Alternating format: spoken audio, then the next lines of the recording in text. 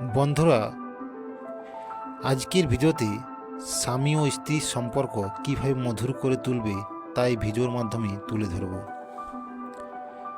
বন্ধুরা, যে কোনো সম্পর্কের সবচেয়ে মূল হলো বিশ্বাস।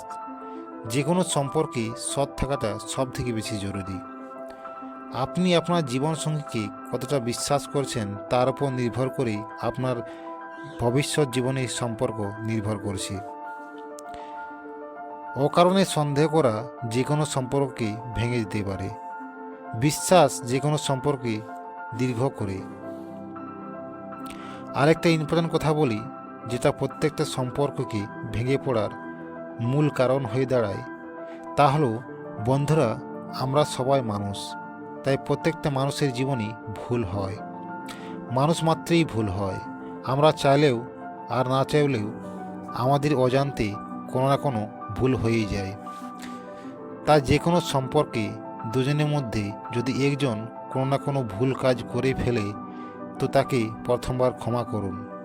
কারণ একমাত্র ক্ষমার দ্বারাই হচ্ছে দীর্ঘ ভালোবাসার প্রতীক। আর যদি আপনি তাকে ক্ষমা না করে আপনার জেদ বজায় রাখার জন্য আপনার জীবনসঙ্গীর প্রতি রাগ করেই থাকেন, তো আপনাদের সম্পর্কে কোনোদিন শান্তি আসবে না। তাই ক্ষমা করতে শিখুন।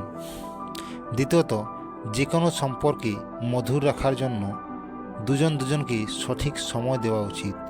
কারণ আপনি আপনার সম্পর্ককে যত বেশি সময় দেবেন, ততই আপনার সম্পর্ক মজবুত হবে।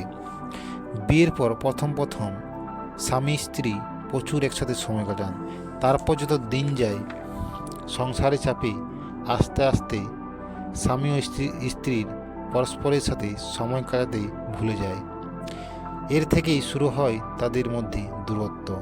তাই সম্পর্ক মজবুত করতে একে অপরকে সময় বেশি করে দেবার চেষ্টা করুন। তৃতীয়ত, একে অপরকে মূল্য দিন এবং একে অপরের কাজে পাশে থাকুন এবং সাহায্য করুন। আপনার জীবনসঙ্গীকে সব সময় ওনার কাজের প্রশংসা করুন। কারণ প্রশংসার মধ্যে একটা অদ্ভুত আনন্দ লুকিয়ে থাকে, আর এই আনন্দই আপনার জীবনকে আনন্দ করে তুলবে। একে অপরকে প্রশংসা করা জরুরি।